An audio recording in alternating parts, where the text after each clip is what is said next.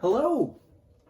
Welcome to Something for Kids, storytelling for the young and the young at heart. My name is Father Steve Demuth. I'm rector of Historic Holy Trinity Church in Covina, and I want to welcome you to today's episode. We are telling a wonderful story, in fact, one of my favorite stories. It's from a book written by C.S. Lewis, and I seem to have dropped it behind my chair. Here it is.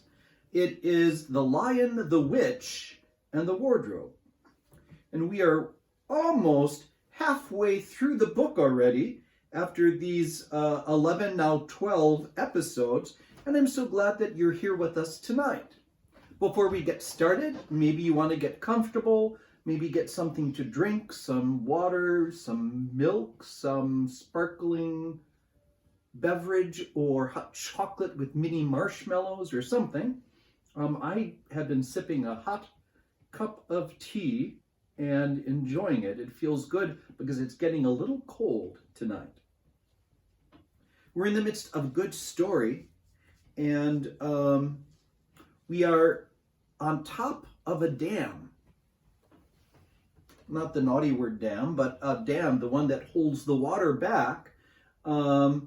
And Mr. and Mrs. Beaver are communicating to the four Pevensie children, Peter and Susan, the oldest, and Edmund and Lucy, the youngest. And they're telling them about Aslan is coming or has come into Narnia. And we're going to find out more of that in just a moment. But before we do that, I was wondering if you could tell me how you're doing. I had a nice day and got some things done around the house. And we are decorating our front door for Palm Sunday. Since we can't all come together this Palm Sunday this year, many of us are creatively looking for greenery in our yard and looking for a yarn or string or ribbon even, and hanging them on our front door. If you would like to see pictures of what people have done, you can go to our Facebook page at Friends of Holy Trinity Episcopal Church of Covina, California, and you can check out the different arrangements people have placed on their doors to mark the celebration of Palm Sunday, the Sunday of the Passion. So before we begin, I hope to hear from you what you've done today, and I hope you've had a good day. And let me clean my glasses off. They're not too bad, but there always seems to be a spot that I've missed. And let me get that and that. And let's see. And there you are. So, let's dig right in the story where we left off. There was a dreadful pause, and then everyone began asking, "Where's Edmund? Who saw him last? How long has he been missing? Is he outside?" And all rushed to the door and looked out. The snow was falling thickly and steadily. The green ice of the pool had vanished under a thick white blanket. And from where the little house stood in the center of the dam, you could hardly see either bank. Out they went, plunging well over their ankles into the soft new snow, and went round the house in every direction. "Edmund! Edmund!" They called till they were hoarse. But the silently falling snow seemed to muffle their voices, and there was not even an echo in response. "How perfectly dreadful," said Susan as they at last came back in despair. "Oh, how I wish we'd never come." "What on earth are we to do, Mr. Beaver?" said Peter. "Do?" said Mr. Beaver, who was already putting on his snow boots. "Do? We must be off at once. We haven't a moment to spare." "We'd better divide into 4 search parties," said Peter, "and all go in different directions. Whoever finds them must come back here at once and Search parties, son of Adam, said Mr. Beaver. What for? Why, to look for Edmund, of course. There's no point in looking for him, said Mr. Beaver. What do you mean? Said Susan. He can't be far away yet, and we've got to find him. What do you mean when you say there's no use looking for him? The reason there's no use looking, said Mr. Beaver, is that we know already where he's gone. Everyone stared in amazement. Don't you understand? Said Mr. Beaver. He's gone to her, to the White Witch. He has betrayed us all. Oh, surely. No, really, said Susan. He can't have done that. Can't he? Said Mr. Beaver, looking very hard at the three children, and everything they wanted to say died on their lips, for each felt suddenly quite certain inside that this was exactly what Edmund had done. But will he know the way? Said Peter. He has been in this country before, asked the beaver. Has he ever been here alone? Yes, said Lucy almost in a whisper. I'm afraid he has. And did he tell you what he'd done or who he'd met? Well, no, he didn't, said Peter. Then mark my word, said Mr. Beaver. He has already met with the White Witch and joined her side, and been told where she lives. I didn't like to mention it before, he being your brother and all, but the moment I set eyes on that brother of yours, I said to myself, treacherous. He had the look of one who had been with the witch and eaten her food. You can always tell them, if you've lived long in Narnia, something about their eyes. All the same, said Peter in a rather choking kind of voice, we still have to go and look for him. He's our brother after all, even if he is rather a little beast. He's only a kid. Go to the White Witch's house, said Mrs. Beaver. Don't you see that's the only chance of saving either him or yourselves, is to keep away from her? How do you mean? Said Lucy. Why, all she wants is to get all four of you. She's thinking all the time of those 4 thrones at Cair Paravel. Once you were all 4 inside her house, her job would be done. And there'd be 4 new statues in her collection before you had time to speak.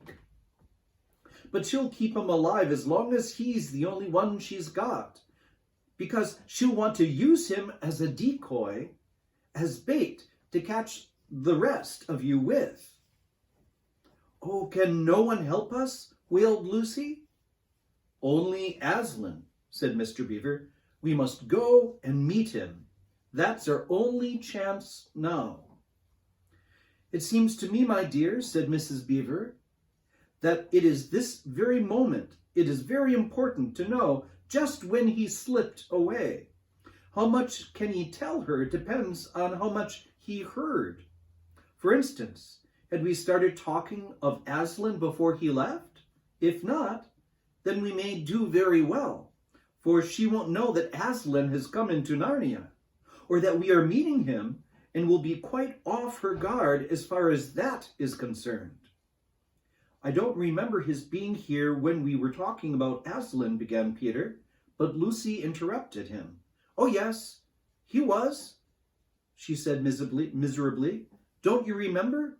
It was he who asked whether the witch couldn't turn Aslan into stone too. So he did, by Jove, said Peter.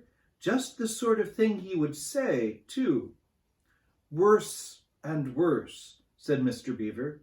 And the next thing is this. Was he still here when I told you that the place for meeting Aslan was the stone table? And of course, no one knew the answer to this question. Because if he was, continued Mr. Beaver, then she'll simply sledge down in that direction and get in between us and the stone table and catch us on our way down. In fact, we shall be cut off from Aslan." "But that isn't what she'll do first," said Mrs. Beaver. "Not if I know her. The moment that Edmund tells her that we are all here, she'll set out to catch us this very night. And if he's been gone about half an hour, she'll be here in about another 20 minutes. "You're right, Mrs. Beaver," said her husband. "We must all get away from here. There's not a moment to lose." And here ends the chapter called What Happened After Dinner. I think there's just a little time to delve into the next chapter, chapter 9, In the Witch's House. I hope that's okay with you. And now, of course, you want to know what happened to Edmund. He had eaten his share of the dinner, but he hadn't really enjoyed it because he was thinking all the time about Turkish delight. And there's nothing that spoils the good taste of good ordinary food half as much as the memory of bad magic food. And he had heard the conversation and hadn't enjoyed it much either, because he kept on thinking that the others were taking no notice of him and trying to give him the cold shoulder. They weren't, but he imagined it. And then he had listened until Mr. Beaver told him about Aslan, and until he had heard the whole arrangement for meeting Aslan at the stone table. It was then that he began very quietly to edge himself under the curtain which hung over the door, for the mention of Aslan gave him a mysterious and horrible feeling, just as it gave the others a mysterious and lovely feeling. Just as Mr. Beaver had been repeating the rhyme about Adam's flesh and Adam's bone, Edmund had very quietly turning the door handle, and just before Mr. Beaver had begun telling them that the White Witch wasn't really human at all, but half a djinn and half a giantess, Edmund had got outside into the snow and cautiously closed the door behind him. You mustn't think that even now Edmund was quite so bad that he actually wanted his brother and sisters to be turned into stone. He did want Turkish delight, and to be a prince and later a king, and to pay Peter out for calling him a beast. As for what the witch would do to the others, he didn't want her to be particularly nice to them, certainly not to put them on the same level as himself, but he managed to believe, or to pretend he believed, that she wouldn't do anything very bad to them, because, he said to himself, all these people who say nasty things about her are her enemies, and probably half of it isn't true. She was jolly nice to me anyway, much nicer than they are. I expect she is the rightful queen, really. Anyway, she'll be better than that awful Aslan. At least, that was the excuse he made in his own mind for what he was doing. It wasn't a very good excuse, however, for deep down inside him, he really knew that the White Witch was bad and cruel. And we'll end there for tonight. Let me mark our space so we can start at the right spot tomorrow.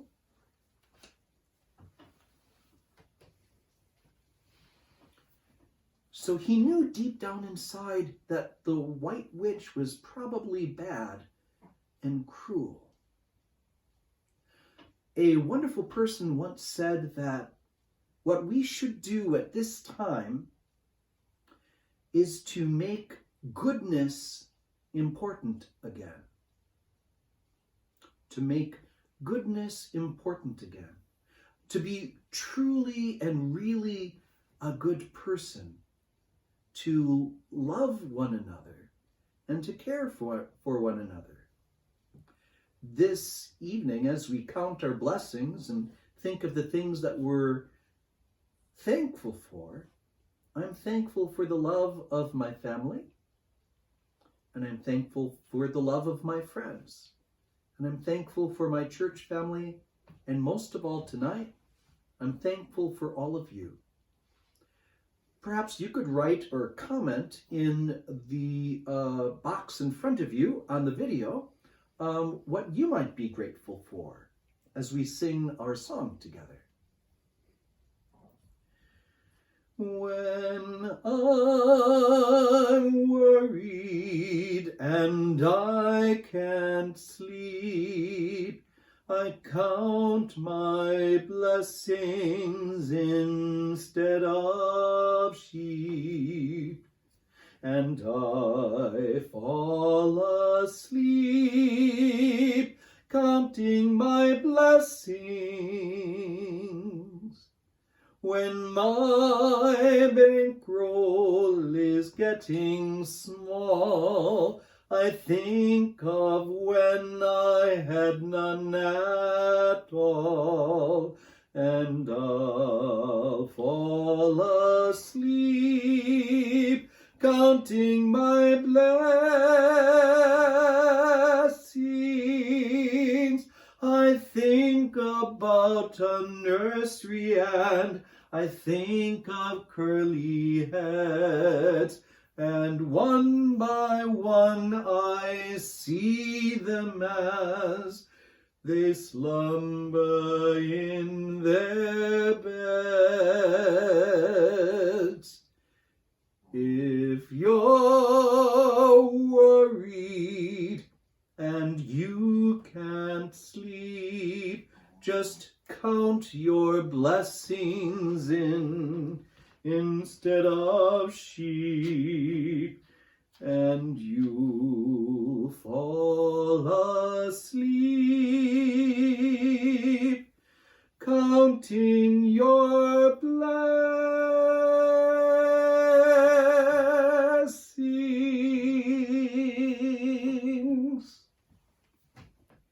Thank you so much for being with us tonight.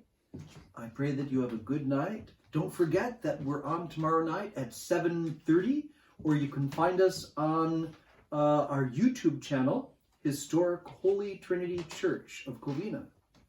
Good night, and God bless.